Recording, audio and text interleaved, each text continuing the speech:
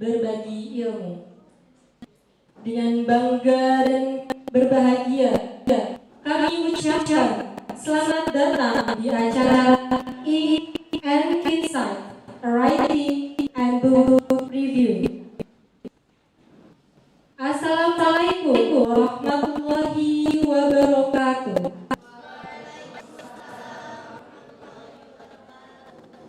Selamat pagi, selamat sejahtera untuk kita semua.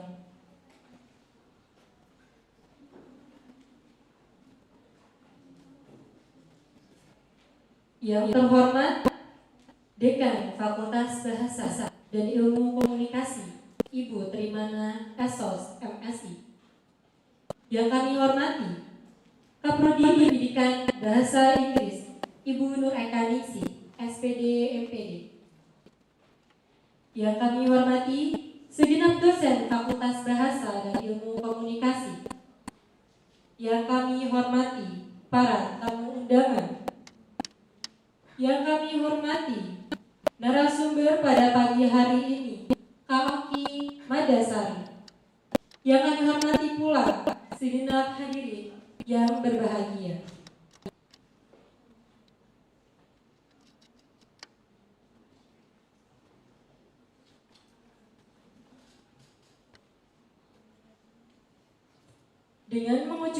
Dengan mengucap rasa syukur atas kehadirat Allah Subhanahu wa Ta'ala yang telah memberikan rahmat dan hidayahnya sehingga kita dapat berkumpul di acara ini dalam keadaan sehat. Tak lupa sholawat dan salam kita haturkan kepada Nabi besar Muhammad Sallallahu Alaihi Wasallam yang kita harapkan syafaatnya di yaumil qiyamah.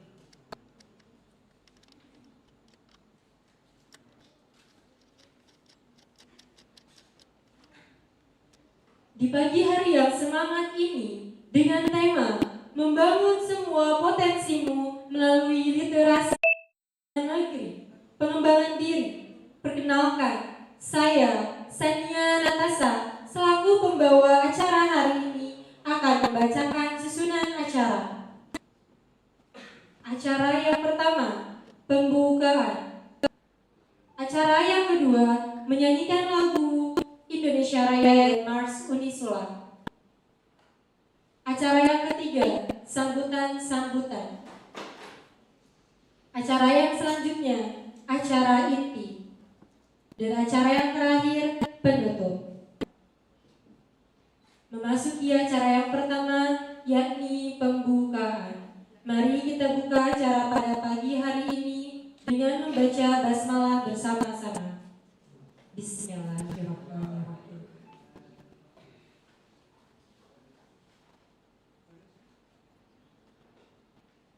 Selanjutnya, pembacaan ayat suci Al-Quran yang akan dilantunkan oleh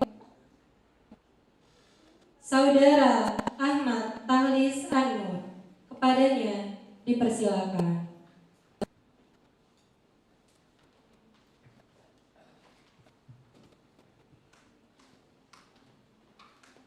Assalamualaikum warahmatullahi wabarakatuh.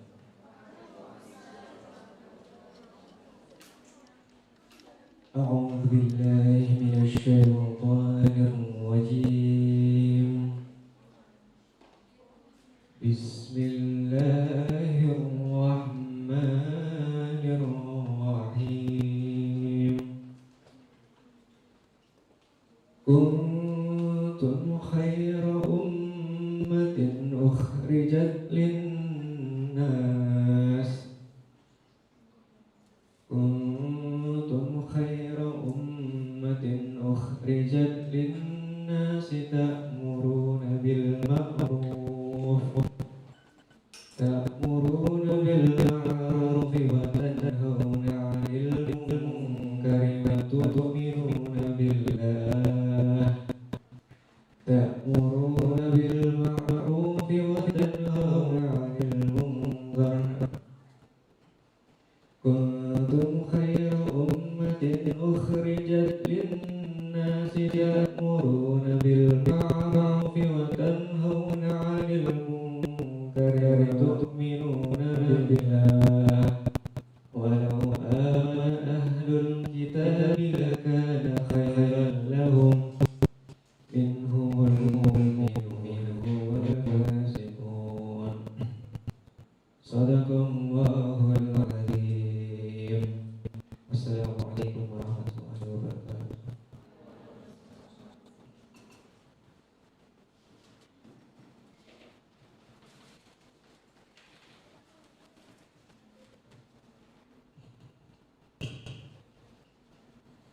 Terima kasih kepada saudara Ahmad bin Sanur.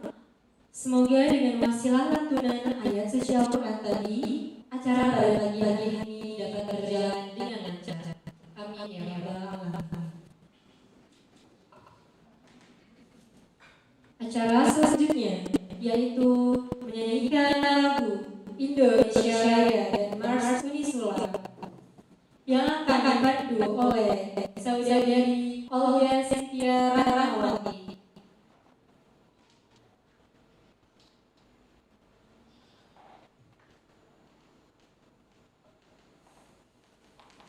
Hadirin dimohon berdiri.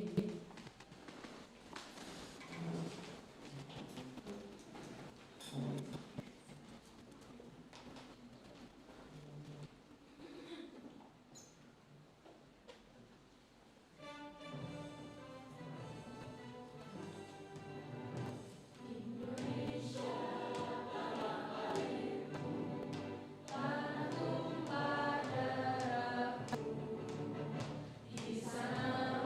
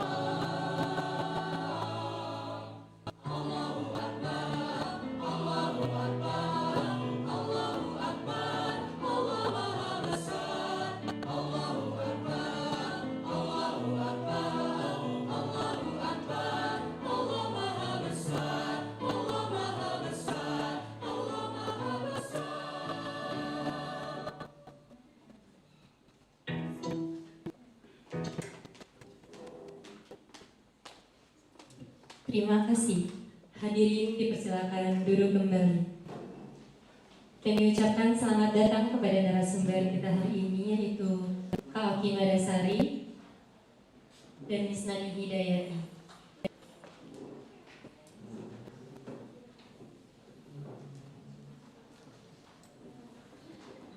Mari kita lanjutkan ke acara selanjutnya, yaitu acara sambutan-sambutan.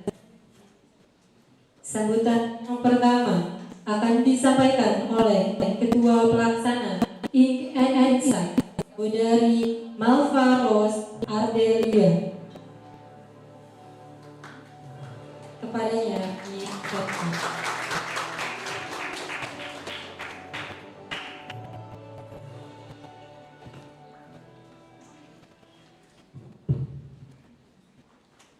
Assalamualaikum warahmatullahi wabarakatuh. Puji syukur kita haturkan kepada Allah Subhanahu wa taala, serta salawat salam kepada Nabi Muhammad sallallahu alaihi wasallam. Yang terhormat Ibu Trimanah Masdi SOSMSI selaku Dekan Fakultas Bahasa dan Ilmu Komunikasi. Yang terhormat Ibu Eka Ningsih selaku Kaprodi Pendidikan Bahasa Inggris. Yang terhormat dosen Fakultas Bahasa dan Ilmu Komunikasi, tidak lupa juga para tamu undangan dan teman-teman yang sudah hadir pada pagi hari ini. Saya selaku ketua panitia dari acara INNSI mengucapkan terima kasih kepada para tamu, di mana ini adalah kegiatan dari mahasiswa dan mahasiswi Pendidikan Bahasa Inggris angkatan 2020 khususnya, yang bertemakan Establish Your All-Star Potential Through Self-Development Literacy. Kami mengangkat tema ini karena kami melihat bahwa anak muda zaman sekarang kurang mendapatkan literasi yang cukup. Jadi acara kami pada pagi hari ini bertujuan untuk meningkatkan semangat anak muda dalam literasi, dan semoga di acara pagi hari ini dapat terinspirasi untuk membuat suatu karya yang dapat membangun bangsa. Seperti itu. Semoga acara ini memberikan manfaat yang baik bagi teman-teman semua. Demikian atas sambutan dari saya, kurang lebihnya mohon maaf. Tapi sebelumnya saya ingin jargon dulu yang tadi sudah diberikan oleh MC-nya. Oh ya, kalau saya bilang in and inside, jawabannya membangun semua potensimu. 1, 2, 3. In and inside, membangun semua potensimu. Terima kasih. Wassalamualaikum warahmatullahi wabarakatuh.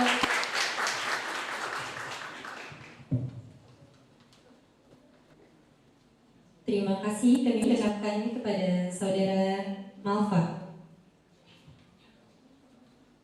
Selanjutnya, sambutan yang akan disampaikan oleh dosen pengampu mata kuliah Event Management, Miss Nani Hidayati, SPD MPD. Kepadanya saya persilakan. Terima kasih Sanaya. Bismillahirrahmanirrahim. Assalatu wassalamu ala asrofil anbiya'i wal mursalin wa ala alihi wa ashabihi ajmain. Assalamualaikum warahmatullahi wabarakatuh. Selamat pagi semuanya. Yang terhormat Ibu Dekan Fakultas Bahasa dan Ilmu Komunikasi Ibu Trimanah MIKOM. Yang terhormat Kaprodi Pendidikan Bahasa Inggris Ibu Nur Eka Ningsih MPD, Kaprodi Sastra Bapak Didik Murwantono, Dr. Didik Murwantono, Kaprodi Ilkom Bapak Urip, yang kebetulan hari ini sedang ada semua di lantai 10, semua struktural, baik struktural maupun dosen. Oleh karenanya saya di sini perkenalkan, nama saya Nani Hidayati, saya adalah dosen pengampu mata kuliah Event Management, di mana event ini terlaksana karenanya. Yang terhormat juga Ibu Ibu atau Mbak yang saya panggil, atau Jen lebih enaknya. Iya, Jen Oki Puspa Madasari beserta suami Sugeng Rawuh di Semarang. Ya, ini terutama di Unisula, dan semoga pengalaman di Semarang nanti bisa berkesan, jadi bisa kembali lagi dan lagi di sini. Ya. Segenap peserta, undangan, delegasi, dan wanita yang saya sayangi, terima kasih untuk kedatangannya. Pertama-tama, marilah kita padatkan puja dan puji syukur kehadirat Allah Subhanahu wa Ta'ala, di mana hari ini alhamdulillahirabbil alamin kita dalam kondisi sehat walafiat bisa kembali berkumpul di sini dalam acara In and Inside, a writing and a book review event. Establish your all-star potential through self-development literacy with the main speaker Oki Puspa Madasari. Jangan takut ya, meskipun ini judulnya bahasa Inggris. Kemarin ada yang tanya nih, ada yang tanya kalau jangan-jangan saya ditanya bahasa Inggris nih. Enggak. Jadi yang adik-adik perwakilan atau delegasi dari sekolah, nggak usah khawatir. Justru di sini nanti kalian akan banyak belajar ya. Oke, yang kedua, selawat dan salam mari kita aturkan kehadirat Rasulullah SAW, sahabat keluarganya, sahabatnya, tabi'in tabi'ut, di mana semoga di akhir masa nanti kita mendapatkan syafaatnya. Learning by doing. Jadi di sini, terutama bagi panitia, saya sangat mengapresiasi dan mengucapkan banyak sekali terima kasih atas usaha kalian untuk mewujudkan event ini. Perjuangan kalian yang sudah dilakukan berbulan-bulan, dari planning, ya, arranging, planning itu artinya adalah merencanakan, arranging itu mengatur, sampai dengan pelaksanaan. Otomatis ada ups and down, ada pertikaian sana sini, ada perselisihan, tapi juga ada kekompakan. Jadi di sini banyak sekali yang panitia bisa rasakan dan belajar dari sini banyak. Jadi saya sangat mengapresiasi, dan untuk ini saya pertama-tama mengucapkan banyak terima kasih. Pak Harpono, monggo mawon. Ini Bapak dekan sebelumnya dari prodi pendidikan bahasa Inggris. Bapak ngajeng mawon, monggo. Ini ada Pak Rifki di sini. No, it's okay. I mean that you are not participants, you are invited guests. Come on, please come forward. Alright. Okay. Oke, kita lanjutkan lagi. Yang selanjutnya saya harap para peserta undangan delegasi di sini nanti bisa betul-betul menikmati acaranya dan bisa mendapatkan banyak manfaat dari acara ini. Memang terlihat terkesan nyastra, karena memang basicnya Jen Oki ini adalah sastrawati ya. Tetapi nanti kita tetap ada pelajarannya untuk tips and tricks bagaimana sih cara menulis gitu ya. Jadi di sini memang tujuan kita untuk meningkatkan literasi. Literasi itu bukan sekedar membaca. Literasi itu adalah pemahaman terhadap teks dan bagaimana kita menginterpretasikannya dalam komunikasi baik oral maupun tulisan. Jadi semoga nanti di sini kalian di sini peserta undangan delegasi baik dari tingkatan SMA yang masih kuliah dari jurusan pendidikan maupun sastra maupun ilmu komunikasi dan jurusan lainnya, beserta dengan alumni baik dari yang sastra maupun pendidikan nanti bisa mendapatkan manfaat yang sangat banyak dari kegiatan ini, dan semoga kita pada akhirnya mendapatkan ridho Allah Subhanahu wa Ta'ala. Terima kasih. Sekian yang saya sambutan dari saya. Please enjoy this event and please take as many benefit as possible from here. If there is a questions of if anything you want to ask, please don't hesitate to ask. Jadi nanti kalau ada sesi tanya jawab atau ada hal-hal yang ingin kalian tanyakan, jangan malu-malu untuk bertanya. Ya. Kita Mbak Oki nanti sudah ahli ini. Semalam beliau itu juga ada acara di Telogosari yang betul dengan komunitas, itu sangat menarik. Jadi nanti jangan malu, ini bukan tentang seminar proposal, skripsi, ya, yang tegang sekali, tidak. Nanti di sini kita akan bicara tentang creative writing dan juga book review, jadi di bawah santai aja, ya. Silahkan nanti jangan malu dan jangan takut, terutama yang dari delegasi yang masih SMA, ya. Anda bisa bertanya sebisa mungkin. Dan gak usah khawatir, di sini tidak akan ada teks bahasa Inggris. Tidak akan ada penggunaan full bahasa Inggris. Jadi nanti bukan ada code switching, code mixing atau percampuran bahasa, ya. Karena kita memang di lingkungan yang penggunaan bahasanya tidak hanya satu. Baik, terima kasih. Wabillahi taufiq wal hidayah. Wassalamualaikum warahmatullahi wabarakatuh.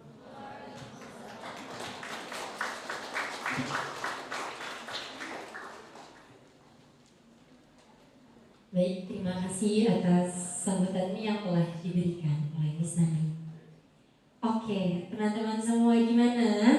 Masih semangat hari ini? Masih? Oke. Kasannya mau tes jargon lagi, masih ingat?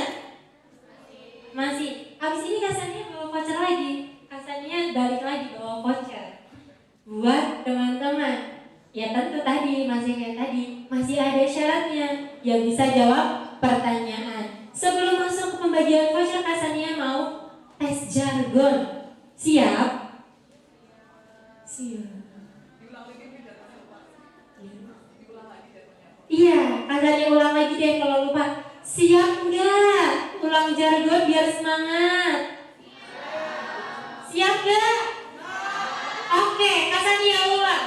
In and inside. Potensimu. Oke, sekali lagi. In and inside. Bangun semua potensimu. Tepuk tangan untuk kita semua. Selamat datang, saya ucapkan kepada Bapak tamu undangan.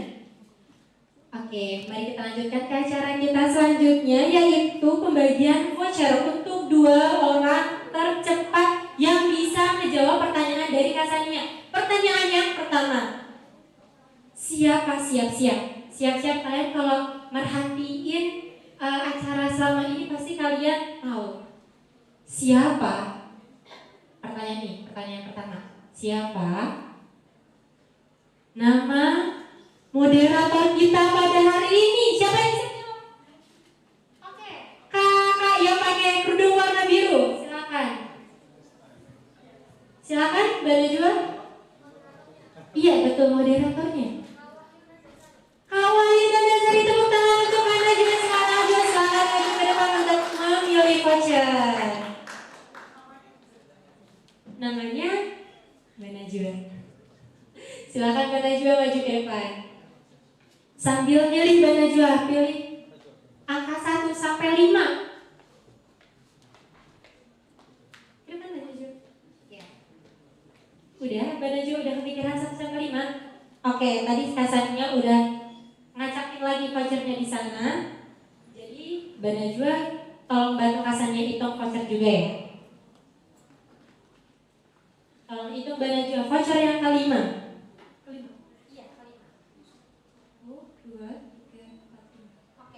Silakan dibuka Mbak Najwa vouchernya. Mbak Najwa dapat voucher apa?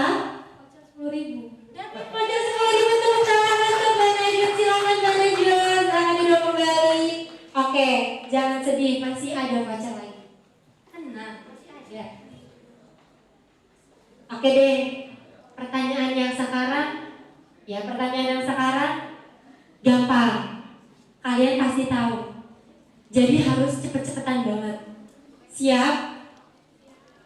Langsung aja Kasannya mulai. Nama buku yang direview pada hari ini.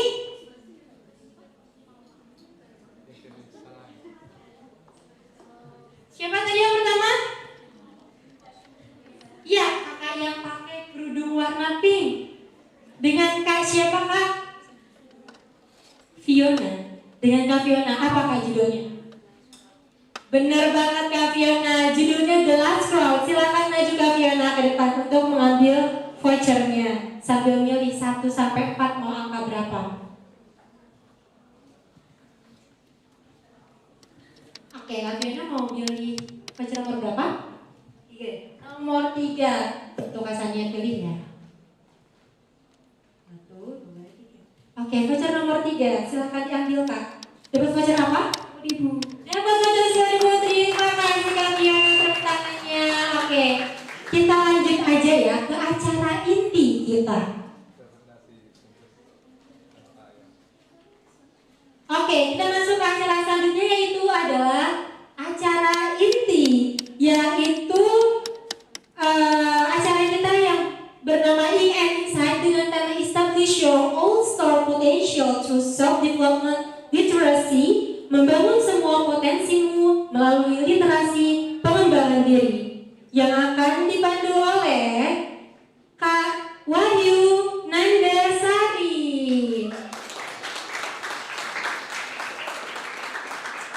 Kak Wahyu Nandasari ini merupakan mahasiswa Prodi Bahasa Inggris semester 6. Kak Wahyu ini berpengalaman di bidang permoderatoran dan juga aktif di organisasi loh. Ya, salah satunya BMFBIK. Mari kita sambut Kak Wahyu Nandasari. Silakan. Oke, terima kasih banyak Kak Sania atas sambutannya ya. Halo para peserta, gimana kabarnya? Aduh, ini kamu sudah sarapan belum sih? Belum pada sarapan ya? Apalagi pada puasa nih. Ya udah, kita mulai aja acara pada pagi hari ini ya. Bismillahirrahmanirrahim. Assalamualaikum warahmatullahi wabarakatuh.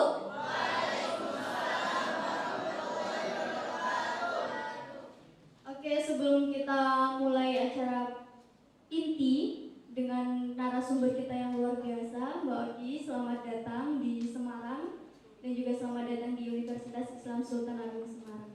Oke, sebelumnya mau nyapa nih para pesertanya dari mana aja ya? Aduh, mohon izin Bapak Ibu dosen. Oke, mana ya? Yang baju biru-biru nih. Dari delegasi mana ya? Perkenalan diri dong Kak. Oke, perkenalkan saya Ika Melena Puspitasari dari delegasi Hima PBI Uniswa. Boleh dong kasih tahu ini infonya dapat dari mana, terus excited nggak sih mengikuti kegiatan ini? Kalau dari info sendiri, untuk dari PBI, Hima PBI sendiri itu kebetulan diundang langsung melalui surat. Kalau untuk angkatan 21 sendiri itu dari Miss Nani. Dari dosen. Makasih banyak Kak. Oke, beri tepuk tangan dong buat Kak Ike. Oke, gimana? Udah siap kita acara inti? Siap apa siap? Coba kita jargon dulu ya biar semangat ya. Oke, kita mulai jargonnya. Ink and Insight. Ulang dong, ulang. Abis teriak itu langsung tepuk tangan ya. Setuju? Oke, kita mulai. Ink and Insight. Semua potensimu. Tepuk tangan buat semua. Baik, perkenalkan terlebih dahulu, nama saya Wahyu Nandasari, saya merupakan mahasiswi semester 6, udah semester 6 ya ini, tahun 2020 di PBI Unisula. Selamat datang juga kepada peserta dan juga tamu undangan para delegasi. Terima kasih banyak kehadiran para Bapak Ibu dosen PBI dan juga narasumber kita Mbak Oki. Masya Allah sekali kita bisa dipertemukan di pagi yang alhamdulillah cerah ya, di luar ya. Mendung nggak? Mendung nggak? Mendung belum tentu hujan tapi ya. Oke. Jadi izinkan saya Wahyu Nandasari untuk menemani kalian semua 1 jam ke depan bersama narasumber kita dalam acara in an insight writing and a book review dengan tema acara Establish Your All-Star Potential Through Self-Development Literacy. Oke, gak perlu berpanjang lebar, kita undang saja narasumber kita yang luar biasa. Beri tepuk tangan yang meriah untuk narasumber kita hari ini, Mbak Oki Puspamadarsari.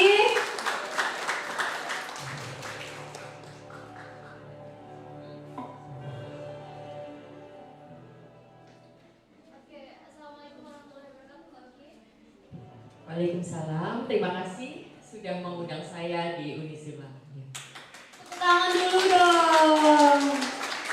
Oke, Mbak Oki, kalau boleh tahu pertama kali nih atau kesan-pesannya datang ke Unisula gimana dong Mbak?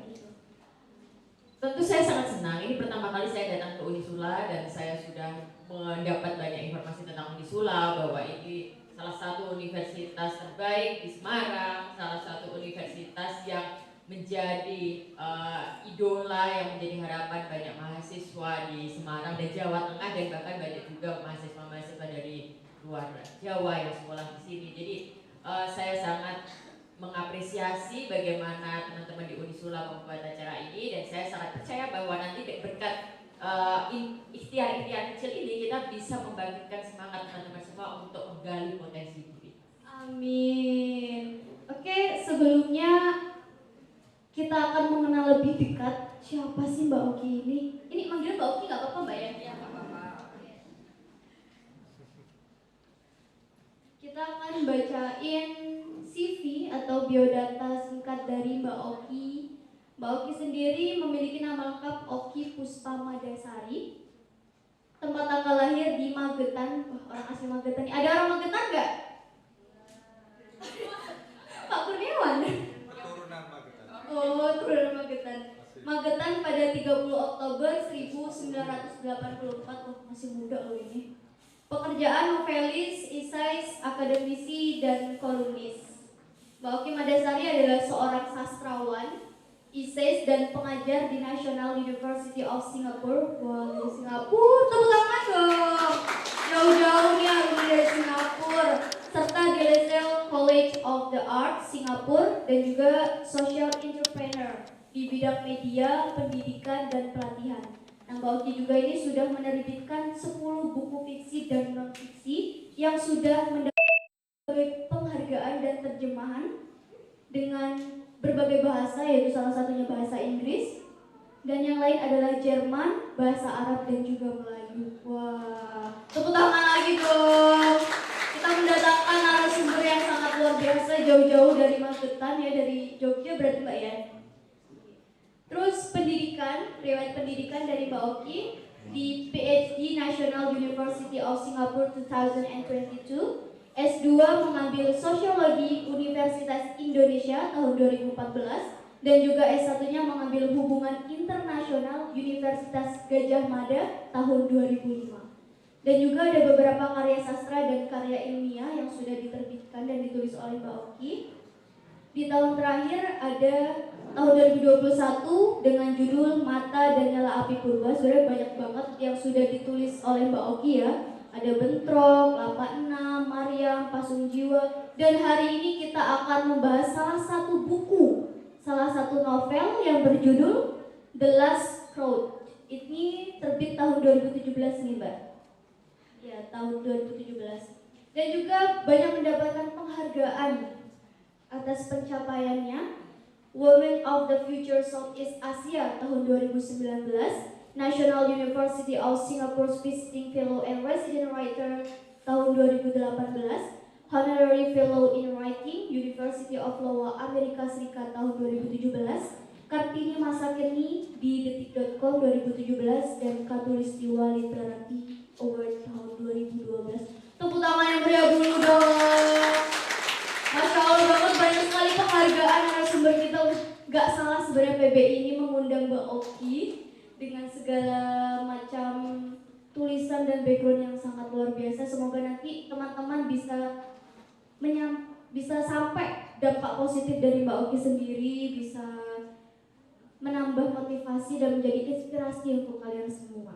Oke, jadi hari ini kita akan bicara santai ya, ini santai aja teman-teman, kita sama-sama belajar, kita bincang-bincang asik gimana sih dari buku The Last Road ini. Nanti kalian kalau ada pertanyaan silahkan ditanyakan kepada Mbak Oki.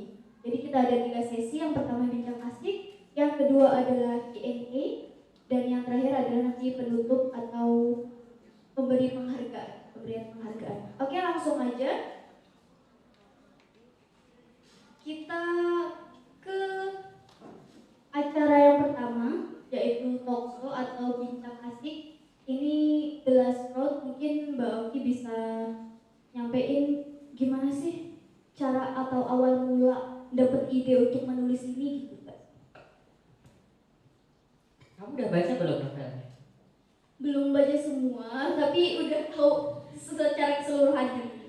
Jadi ini sedikit intermezzo aja, intermezzo sekaligus karena ini acaranya adalah mata kuliah manajemen event ya, Bu ya. Jadi sekalian saya kasih masukan, moderator harus membaca buku yang hendak dibahas. Itu adalah kunci nomor 1 dalam manajemen event untuk selanjutnya. Kan saya sendiri juga menyelenggarakan banyak sekali event dan saya tahu betapa peran moderator itu sangat penting. Jadi ketika kita mau punya book review, maka sudah menjadi kewajiban untuk membaca buku itu. Jadi The Last Road itu terjemahan bahasa Inggris dari buku novel saya Kerumunan Terakhir, dan itu adalah novel saya yang ke-5 setelah Entrok, bukan Bentrok. Entrok ada 86, ada Maryam, ada Pasung Jiwa, ada Kerumunan Terakhir, ada kumpulan cerita yang bertahan dan binasa perlahan, ada seri novel anak Mata itu tadi, Mata di Tanah Halus, Mata Daniel Apipurba, Mata dan Rahasia Pulau Gapi, Mata dan Manusia Laut. Nah, untuk The Last Road, Kerumunan Terakhir, saya waktu itu terinspirasi oleh kehidupan kita di sosial media. Betapa kita hari-hari ini sudah tidak bisa lagi dilepaskan dengan sosial media.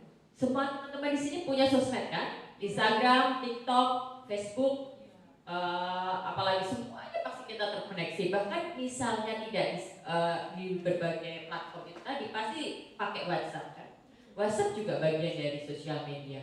Nah, saat itu saya berpikir betapa sosial media sudah menjadi bagian dari realitas kehidupan kita. Sosial media sudah menjadi sebuah revolusi besar dalam sistem komunikasi kita, sudah memberi banyak peluang dalam kehidupan kita, tapi juga sekaligus menghadirkan masalah baru bagi kita semua.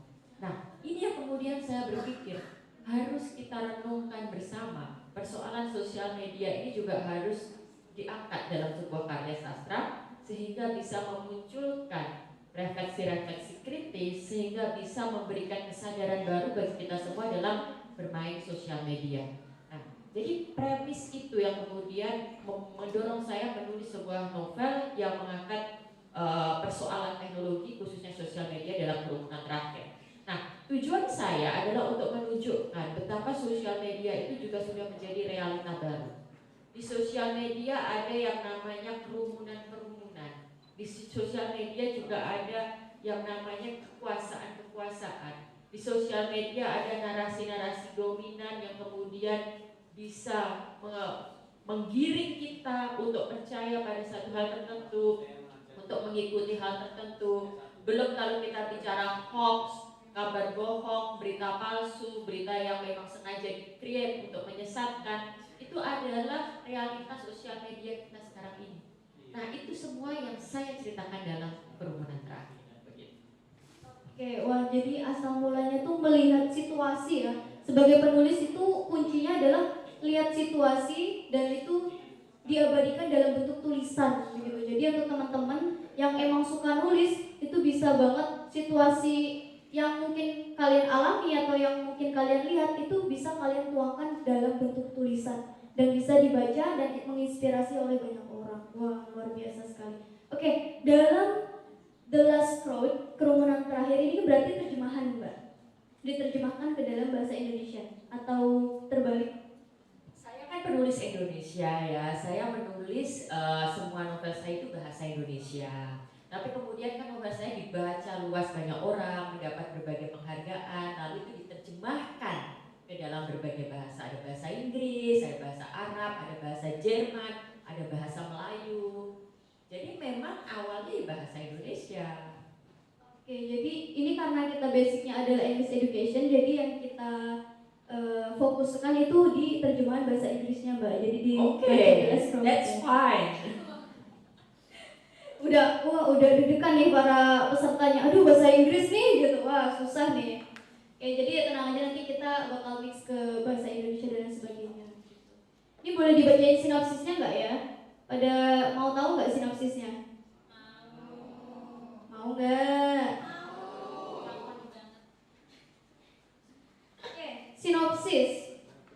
A story of human confusing in the midst of a fast-changing digital era, when humans don't have much chance to stop, look back, and contemplate.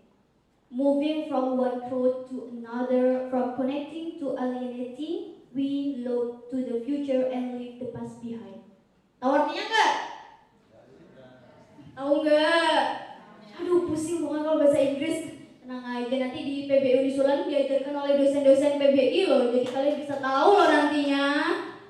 Jadi secara gambaran The Last Road itu menceritakan seorang anak laki-laki. Biasanya Mbak Oki ini nulis beberapa novel itu perempuan, tapi yang The Last Road ini laki-laki. Jadi seperti dua karakter, dua background di dunia nyata dan juga di dunia maya yang udah dijelasin tadi tentang teknologi. Jadi mungkin kalian di dunia nyatanya seperti apa, terus kalian membuat akun di sosial medianya, kalian berubah, karakternya berubah gitu. Jadi untuk sinopsisnya panjang banget, nanti kalian boleh banget beli bukunya dan juga dibaca ya, jadi bisa tahu, bisa menginspirasi. Ini relate banget sama zaman kalian. Jadi nyeritain dari awal menggunakan telepon ya Mbak, handphone, dari awal penggunaan handphone. Baru-baru sosial media itu terkenal Facebook, kalau mungkin sekarang ada Instagram, TikTok dan sebagainya. Dan waktu itu adalah masih Facebook. Di sini ada yang pernah mengenyam zamannya warnet?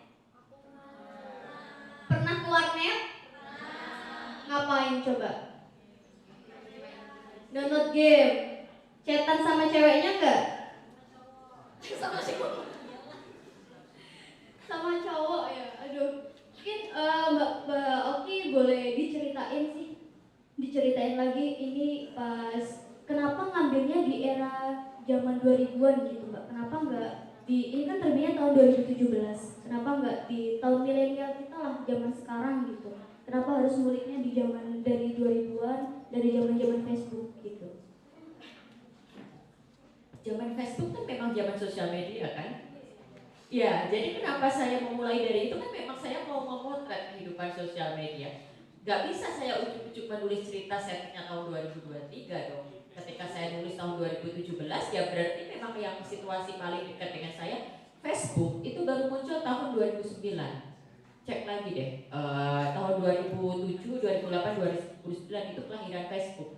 Jadi ketika saya menceritakan era itu ya sudah sewajarnya, memang itulah tahun kelahiran Facebook. Itulah pada mulanya ketika Twitter baru muncul. Nah, saya menceritakan itu dimulai ketika si tokoh masih anak-anak, ketika si tokoh pernah mengalami masa di mana belum punya internet, atau ketika si tokoh masih mahasiswa, masih mengalami warnet. Jadi saya memang pengen menangkap perubahan itu. Saya ingin menunjukkan bagaimana teknologi memang terus tumbuh dan akhirnya mempengaruhi bagaimana orang berkomunikasi, bagaimana orang berpikir, dan juga mempengaruhi bagaimana kehidupan kita. Jadi persoalan di sini bukan kenapa saya mengangkat tahun 2000-an itu kan sudah jelas kan. Memang saya selalu mengangkat idenya adalah saya mau mengangkat kehidupan sosial media. Dengan gampang saya bisa melihat, oh sosial media dimulai di tahun 2000-an pertengahan, tahun 2007, 2008, 2009. Disitulah berarti yang akan menjadi sentral cerita saya gitu. Nah kalau kenapa saya tertarik mengangkat sosial media, tadi udah saya jelaskan di awal bahwa karena memang itu sudah menjadi persoalannya dalam kehidupan kita sekarang. Terima kasih banyak Mbak. Lanjut lagi, ini ada yang udah baca novelnya belum? Atau tahu sinopsisnya gitu? Penasaran gak sih? Penasaran ya? Oke, kita bakal ngulik lebih lanjut.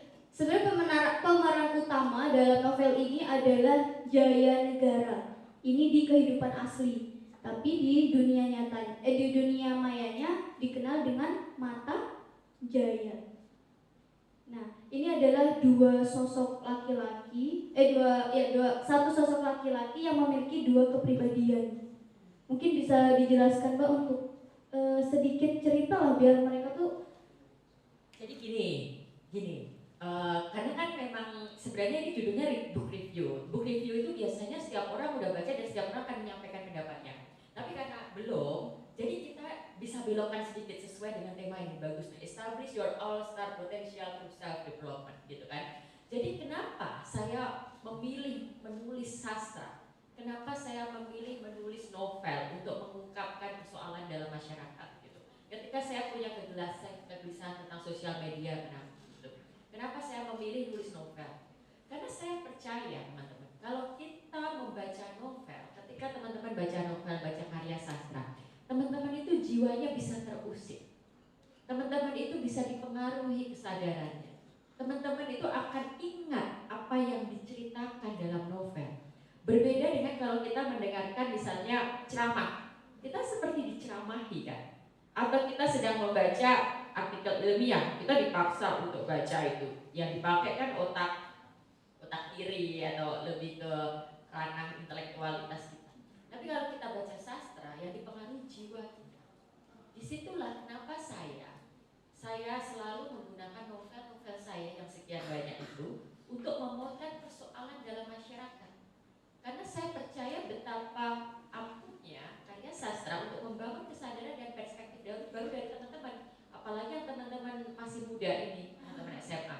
Dan di titik ini pula kemudian, kenapa setelah saya menulis banyak novel yang karakternya dewasa, saya nulis seri novel untuk anak-anak, yang karakternya anak-anak. Karena saya kemudian tersadar, loh, ini kan berarti yang baca Kerumunan Terakhir, yang baca The Last Crowd ini orang-orang yang udah dewasa nih kan, paling enggak SMA. Padahal kan kita harus memupuk kesadaran berpikir kritis itu sejak anak-anak masih muda.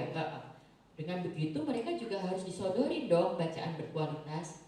Nah di titik itulah kemudian saya nulis seri Mata. Ada 4 novel saya yang bisa dibaca oleh anak-anak, dan tahu nggak sekarang itu saya jadinya punya banyak pembaca baru yang masih kecil.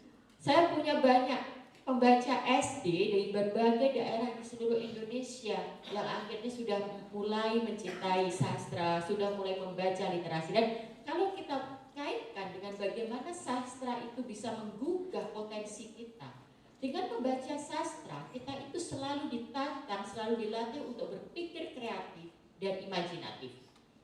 Sastra menawarkan kita pada kemungkinan yang tidak terbatas. Dengan sastra kita diberanikan, kita dipaksa untuk berani bermimpi dalam tanda kutip, karena bukan cuma mimpi, tapi ketika kita mengimajinasikan sesuatu, kita punya proyeksi di masa depan itu seperti apa. Kita punya bayangan, oh saya itu hidup di masyarakat yang seperti ini, masalahnya seperti ini, maka saya harus tertantang untuk mencari solusi-solusi seperti ini. Ketika The Last Crowd menghadirkan problem di kehidupan sosial media di era kita sekarang ini, maka kita akan tertantang bagaimana berarti saya harus bersikap di sosial media. Bagaimana saya harus menggunakan sosial media tanpa harus terseret menjadi korban. Justru sosial media harus kita manfaatkan sebagai tool, sebagai medium untuk menyuarakan sesuatu, untuk membawa perubahan, untuk menyalurkan potensi diri. Saya selalu ajak tuh teman-teman muda itu untuk sosial media itu membuka akses yang dulu tidak pernah kita dapatkan. Sekarang berkat ada Instagram misalnya, kalau ada teman-teman yang hobi ilustrasi, dengan mudah kita bisa share ilustrasi kita lalu kita mendapat viewer banyak. Kalau teman-teman hobi menulis, teman-teman bisa publish tulisannya di berbagai website. Teman-teman hobi nyanyi, bisa upload di YouTube atau TikTok. Itu bagaimana kita sekarang bisa memanfaatkan teknologi sosial media untuk bisa mengekspresikan potensi yang kita miliki. Itu juga sebabnya sekarang ini saya membangun sebuah platform namanya Omong-Omong Media, omong-omong.com, yang memberi ruang bagi semua anak muda di seluruh Indonesia untuk menulis. Nanti cek ya www.omongomong.com, di situ ada tempat untuk tulis cerpen, puisi, esai, opini. Dan itu penulisnya adalah anak-anak muda dari seluruh Indonesia dengan tulisan-tulisan berkualitas yang barangkali sebelumnya mereka nggak dapat ruang, nggak dapat kesempatan. Sekarang mereka dapat kesempatan untuk menerbitkan karyanya berkat platform-platform baru itu. Jadi saya punya omong-omong media untuk nulis, lalu OMG My Story untuk teman-teman yang bisa bikin ilustrasi, bikin komik, juga bisa nerbitin di situ. Itu adalah cara saya untuk juga memanfaatkan sosial media untuk memberi ruang bagi teman-teman semua agar bisa menggali dan mengekspresikan potensi. Oke, wah keren banget, ada platform disediakan untuk kalian semua yang emang suka nulis, jago nulis, atau mungkin mau memulai coba untuk menulis, karena emang gak mudah untuk jadi seorang penulis yang langsung top seperti Mbak Oki, gak mudah, banyak banget proses dan perjalanannya juga. Jadi disediakan platform ini untuk kalian bisa akses, mungkin untuk reader juga Mbak ya, untuk membaca. Jadi boleh kalian untuk menulis dan juga membaca banyak sekali karya-karya sastra yang ada di platform tersebut gitu.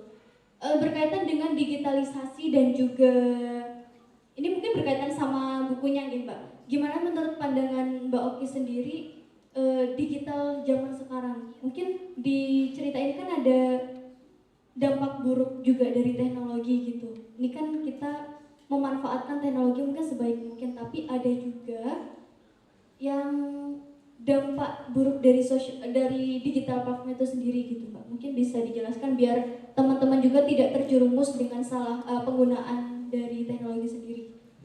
Teknologi dan sosial media itu adalah sebuah alat.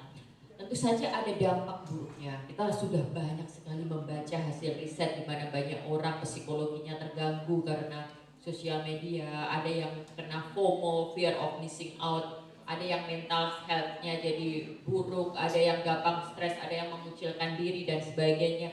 Itu dampak-dampak nyata dari sosial media. Belum kalau kita bicara kejahatan, penipuan, lalu ada anak muda diculik, dibawa pergi orang setelah berkenalan di sosial media, itu dampak buruk dari itu semua. Tapi saya sangat percaya bahwa meninggalkan sosial media atau menutup diri dari teknologi adalah sesuatu yang justru akan merugikan kita. Perkembangan teknologi, kehadiran sosial media itu justru harus kita sambut, harus kita manfaatkan sebaik-baiknya. Jadi ketika kita menyadari dampak buruknya, ketika kita bisa menggunakan sosial media dengan kritis, maka kita justru bisa memanfaatkan benefit, kita bisa memanfaatkan keunggulan-keunggulan sosial media, kita bisa menggunakan sosial media untuk melampaui berbagai keterbatasan yang dulu nggak pernah bisa kita lakukan gitu. Jadi betul bahwa sosial media menghadirkan dampak buruk, ada dampak negatifnya, kita harus menyadari itu, kita harus aware, dan sebab itu kita harus memanfaatkan sosial media dengan kritis. Itu yang juga disuarakan dalam film ini. Jadi emang untuk sebagai alat, apalagi khususnya generasi muda mungkin ya, generasi muda yang ya zaman sekarang mungkin bisa terombang-ambing oleh banyaknya hal-hal negatif. Jadi kalau memang kita tidak melatih atau mendukung dampak-dampak positif dari digital sosial media ini, bakalan terjerumus, banyak yang terjerumus ke hal-hal negatif gitu. Apalagi ini mungkin pesertanya dari anak-anak SMA, dan itu di usia kalian itu paling ini ya, mungkin paling hektik-hektiknya di sosial media, apalagi sekarang di TikTok. Wah itu mungkin harus benar-benar diemong sama orang-orang tua gitu. Soalnya kalau enggak ya gitu. Kalau mungkin zaman dulu di cerita ini si Jaya Negaranya ini sering ke warnet. Terus ke warnet itu mungkin tidak ada pengawasan yang ketat. Mungkin zaman-zamannya Bapak Ibu dosen pernah ke warnet mungkin ya Pak Bu. Terus jadi tidak ada pengawasan di mereka searching apa, mereka googling apa di warnet itu. Jadi si Jaya Negara ini mendapat ada dampak negatif dari digital teknologi ini gitu. Jadi di The Last Cloud ini menjelaskan bagaimana cara kita agar bisa meminimalisir atau memfilter dari dampak-dampak buruk teknologi, terutama dari internet itu sendiri. Gitu. Lalu di sini juga ada gini, kan ini Mbak tentang media maya dan juga media nyata. Itu perbedaan dulu dan juga sekarang itu bagaimana gitu, karena kayak yang jauh semakin jauh, yang dekat semakin dekat, atau mungkin terbalik. Itu menurut pandangan Mbak Oki sendiri sebagai penulis bagaimana? Saya melihat bahwa garis batas antara yang maya dan yang nyata itu sudah semakin kabur sekarang ini. Kian hari kita bisa merasakan betapa sosial media itu sudah menjadi sebuah realita. Dan realita sosial media kemudian akan membentuk realita dalam kehidupan kita sehari-hari ini. Kalau kita tarik itu dalam sebuah sistem kehidupan bernegara misalnya, sekarang kehidupan di sosial media itu sangat dipengaruhi oleh situasi politik kita. Dan sebaliknya, situasi politik kita, apa yang terjadi dalam sistem perpolitikan kita sangat dipengaruhi oleh percakapan di sosial media. Jadi kita bisa melihat antara sosial media dan kehidupan nyata itu sudah tidak betul-betul terpisah. Bahkan sekarang sudah saling mempengaruhi, saling kabur untuk memisahkan bahwa ini maya atau virtual. Kita harus melihat itu sebagai sebuah realita. Sekarang kita bisa melihat betapa ada banyak sekali kejadian serius, kasus-kasus hukum, peristiwa-peristiwa kriminal, kehidupan hukum, pidana yang berawal dari percakapan di sosial media. Orang kena kasus ITE, kena tuduhan ujaran kebencian atau kena tuduhan pencemaran nama baik hanya karena menulis status di Twitter atau menulis status di Facebook. Ini menunjukkan bahwa apa yang kita lakukan di sosial media itu akan punya konsekuensi nyata dalam kehidupan nyata, bahkan dari sisi hukum. Sebaliknya kita bisa melihat ketika ada sesuatu viral yang itu diomongin banyak orang gitu, misalnya buat teman-teman yang generasi TikTok, ngikutin nggak kemarin ada anak Lampung, mahasiswa dari Lampung, dia bikin video jalanan di Lampung jelek bla bla bla bla bla, viral. Nah, berkat keviralan itu baru kemudian mendapat perhatian. Gubernur Lampung marah, awalnya defensif, merasa terhina, tapi kemudian kita lihat ada perhatian dari pemerintah pusat dan akhirnya ujungnya adalah jalanan diperbaiki. Ini contoh terkini saja bagaimana sebuah keviralan, percakapan di sosial media itu bisa mempengaruhi putusan politik, bisa mempengaruhi langkah-langkah politik dari para pembuat kebijakan. Jadi di sini kita juga harus tahu betapa sosial media itu sekarang sudah bisa menjadi alat politik, bisa menjadi corong kita untuk memperjuangkan sesuatu, dan seperti yang tadi saya kemukakan juga akan menghadirkan banyak konsekuensi nyata yang bukan cuma main-main. Jadi sosial media sekarang sudah bukan hanya dunia maya yang hanya untuk tempat main-main alter akun anonim dan sebagainya. Bahkan di balik keanoniman itu tetap bisa dilacak siapa yang ada di baliknya. Tuh, udah dengar sendiri kan bahwa teknologi ini bukan hanya sebagai ajang hiburan doang, bukan sebagai entertain doang. Apalagi kalian lihat TikTok mungkin scroll-scrollnya cuma sebagai hiburan. Padahal kalau kalian bisa menggunakan platform digital itu dengan baik, bakalan jadi membuat keputusan yang sangat besar, membuat perubahan yang sangat besar, baik itu bagi diri kalian sendiri ataupun untuk menginspirasi orang lain gitu, orang banyak gitu. Nah juga ini Mbak, seorang Jaya Negara ini kan digambarkan sosok laki-laki yang emang apa adanya, yang benar-benar real. Karena mungkin sebanyak sastra yang saya baca itu tidak menggambarkan secara keseluruhan, atau dalam tokoh utamanya itu digambarkan baik-baik atau laki-laki yang sempurna. Mengapa Mbak Oki ini memilih ini loh yang apa adanya dan tokoh utamanya tuh benar-benar real, benar-benar sesuai dengan kehidupannya gitu. Ketika kita menulis cerita, kita kan ingin membuat pembaca itu percaya cerita itu betul-betul nyata. Kita ingin membuat kita ingin membuat pembaca itu melihat karakternya itu sebagai karakter utuh. Manusia yang memang memiliki sifat manusiawinya. Manusia yang hadir dengan segala kebaikan dan keburukannya. Saya tidak sedang membangun sebuah cerita dengan tokoh protagonis atau antagonis yang hitam dan putih yang penuh dengan segala sesuatu ya seperti setan dan malaikat, enggak gitu. Nah, jadi semua cerita-cerita yang saya bangun itu karakternya sebisa mungkin seperti manusia yang kita jumpai sehari-hari, manusia yang kompleks dengan segala persoalannya, manusia yang ada sisi buruknya tapi juga ada sisi baiknya. Itu kalau ditarik terhadap cara penulisan gitu kan, bagaimana cara menulis, ya itulah salah satu cara untuk menulis cerita. Kita harus menghadirkan karakter yang memang semanusiawi mungkin. Oke, jadi emang backgroundnya emang pengen pembaca itu benar-benar percaya dan juga bisa menggambarkan dan berimajinasi bagaimana sosok karakter yang ditulis dalam novel tersebut gitu Mbak. Oke, jadi Jaya Negara ini adalah nama asli, tapi nama akunnya atau nama di samaran media sosialnya itu Mata Jaya. Dua kepribadian. Mungkin juga di real life-nya dia adalah seorang yang introvert, tapi di media sosialnya dia itu terlihat bahagia. Juga kita juga sering membohongi diri sendiri untuk terlihat bahagia di depan orang lain. Kita ngupload buat status lagi liburan padahal rebahan di kamar. Pengalaman nggak? Nggak pernah sih. Nggak pernah? Berarti apa yang diupload itu real seperti kehidupan nyata?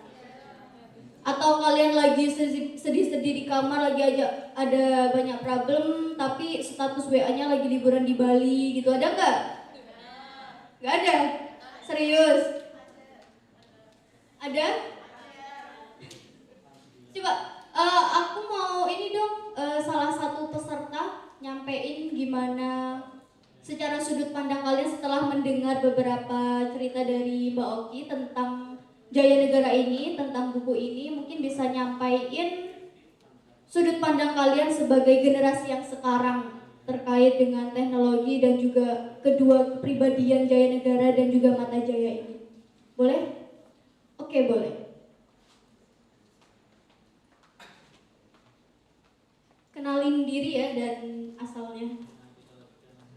Oke, perkenalkan, nama saya Eris, saya delegasi dari BMFBK Unisula. Saya izin menyampaikan pendapat terhadap penjelasan yang sudah diberikan sama Mbak Oki, dan kebetulan tadi aku baru baca sedikit sinopsisnya. Jadi menurut pandangan aku, si Jaya ini kenapa dia punya dua kepribadian yang beda? Karena dia didasari dengan kayak kekesalan dia terhadap ayahnya. Jadi seperti yang kita tahu, banyak juga nih teman-teman yang mungkin keluarganya itu berasal dari keluarga yang broken home. Kita tuh melihatkan sisi lain dari apa yang kita rasakan. Jadi aku menganggapnya kenapa sih si Jaya ini tuh punya dua kepribadian yang beda, karena dia itu nggak dapat perhatian yang dia inginkan dari rumahnya. Jadi makanya dia mencari perhatian itu tuh di luar rumah. Salah satunya adalah dengan cara bersosial media seperti itu. Terima kasih. Tangannya dong untuk Eris. Eris ini adalah delegasi dari BMFBK sendiri. Ada yang mau nyoba lagi? Anak-anak SMA ini gimana? Ayo, Erlangga. Yang lain mau nyoba? Atau mungkin ada sesuatu yang ganjel yang pengen disampaikan ke Mbak Oki gitu? Yang main TikTok di sini siapa yang main TikTok? Ayo yang main TikTok siapa? Aku cari loh nanti akunnya. Ayo yang main TikTok, anak-anak SMA, ada yang main TikTok nggak? Semuanya main TikTok. Kakak panitia boleh? Yang main TikTok nggak ada nih. Serius kalian nggak main TikTok? Hari gini nggak main TikTok? Wah. Ada yang main TikTok nggak? Yang punya akun TikTok deh. Nggak ada nih, serius. Siapa nih? Erlangga punya akun TikTok nggak? Punya. Scrollan terakhir itu tentang apa viralnya? Yang terakhir itu tentang Bima itu juga. Iya, Bima. Terus juga ada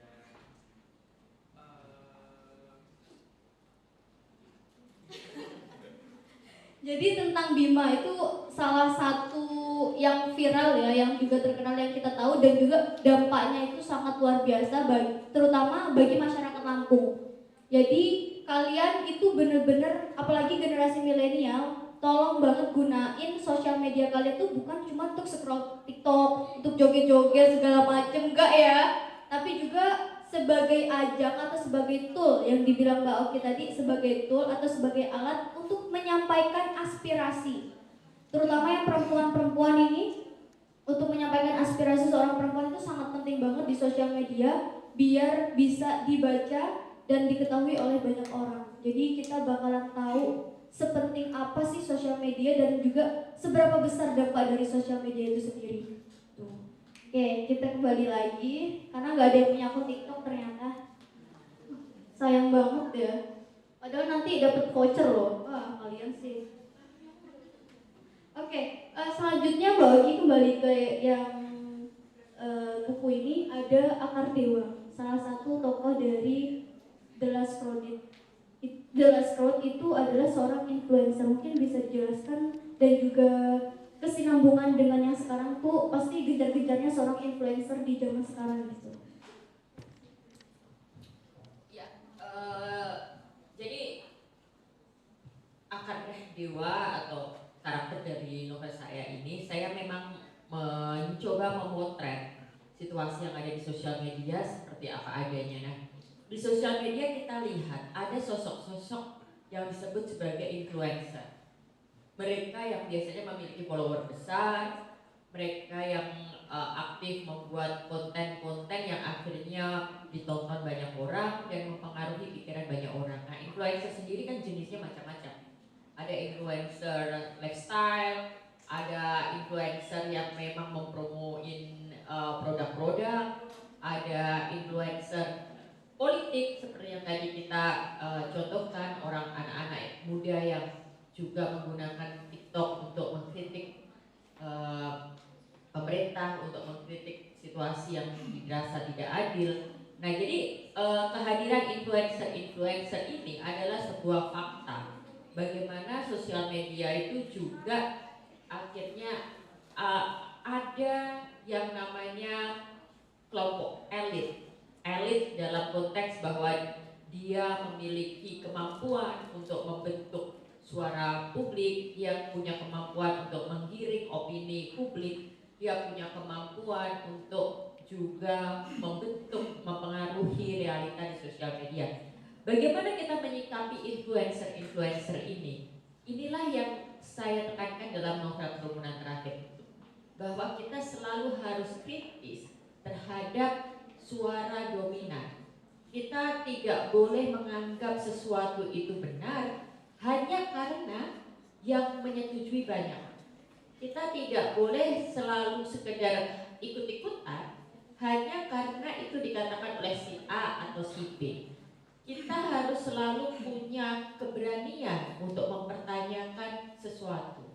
Kita harus punya kemampuan dan keberanian untuk berpikir secara mandiri. Jadi ketika ada sebuah fenomena, kita tanyakan, emang ini benar ya?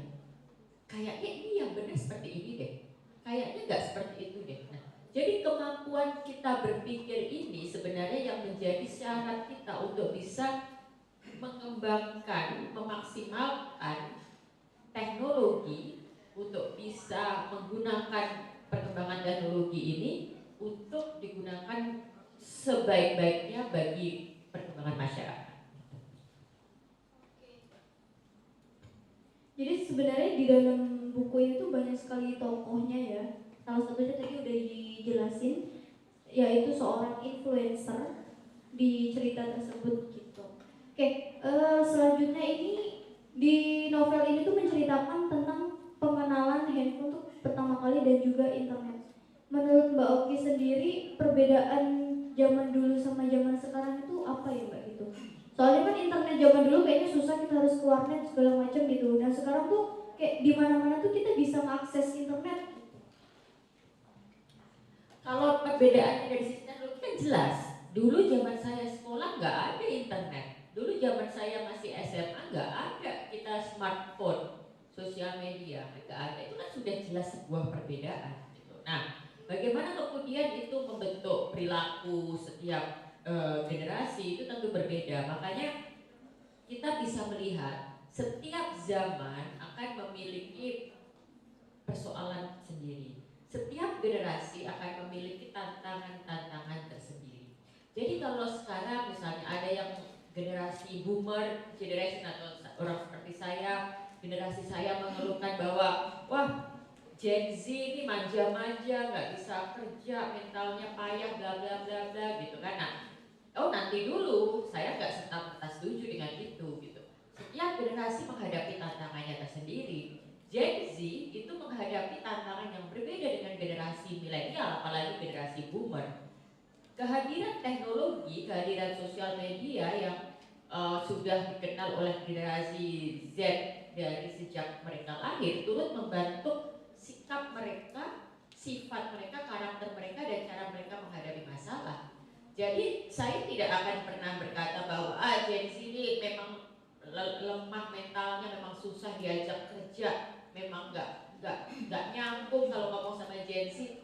Tidak semata itu, tapi karena mereka memiliki cara pandang berbeda, mereka memiliki cara kerja yang berbeda, mereka memiliki problem yang berbeda dengan kita. Itu yang harus kita generasi saya dan generasi bapak-bapak semua itu pahami. Nah, saya sendiri punya pengalaman. Sekarang tim saya di omong-omong media itu tim penulis-penulis omong-omong dan sebagian besar pembaca yang saya temui itu adalah Gen Z. Dan bagi saya mereka ini adalah kelompok usia yang memiliki potensi besar. Banyak hal yang tak bisa dilakukan oleh generasi saya karena kami juga mendapat exposure yang lebih terbatas dibanding generasi yang ini, yang akhirnya bisa dimiliki oleh generasi hari ini. Nah, jadi yang harus diperlukan adalah justru mensupport generasi hari ini, memberi kesempatan selebar-lebarnya, menciptakan peluang-peluang sebaik-baiknya agar generasi-generasi terbaru ini, generasi-generasi Gen Z ini bisa menghasilkan inovasi-inovasi, kreativitas-kreativitas, kebaruan-kebaruan yang sebelumnya tidak bisa dicapai oleh generasi sebelumnya. Jadi saya sekarang melihat diri saya nih sebagai lebih dulu gitu kan, ini justru punya kewajiban untuk menjadi fasilitator, untuk menjadi jembatan, untuk membuka pintu selebar-lebarnya. Bukan sekedar mengatakan Gen Z itu parah gak bisa kerja ya ini. Kalau yang kayak itu berarti yang gagal adalah generasi sebelumnya. Oke, beri tepuk tangan yang meriah dong untuk Mbak Oki atas penjelasannya. Oke, terakhir nih sebelum kita mereview salah satu novel yang ditulis sama mahasiswa PBI, apa sih harapannya Mbak Oki terkait buku ini dan juga mungkin harapan untuk para peserta yang ada di sini? Harapan saya kenapa saya terus menulis novel, kenapa saya terus menulis sastra, karena itu tadi saya sangat percaya kekuatan karya sastra dalam mempengaruhi cara pandang, dalam membentuk kesadaran baru. Harapan saya adalah generasi hari ini kita semua semakin banyak, semakin terus membaca karya sastra, karena dengan begitu pikiran-pikiran kritis akan terus terawat, karena dengan begitu daya imajinasi, kreativitas akan terus dirawat untuk terus tumbuh, akan terus subur, berkembang, dan akhirnya memunculkan karya-karya terbaik selanjutnya. Jadi yuk kita terus rawat keinginan untuk membaca, karena dengan begitu pikiran-pikiran kritis akan terus terpelihara dan akhirnya kita bisa memberikan yang terbaik bagi masyarakat. Amin ya rabbal alamin. Beri tepuk tangan yang meriah untuk Mbak Oki. Semoga harapan-harapannya dan juga dengan acara ini sebagai alat untuk kalian untuk lebih giat lagi menulis, untuk penasaran untuk menulis, dan kita coba tuangkan pikiran, ide-ide kita untuk banyak dalam bentuk tulisan, karena emang tadi sudah dijelaskan sastra tulisan itu mempengaruhi jiwa gitu. Oke, jadi selanjutnya adalah untuk panitia.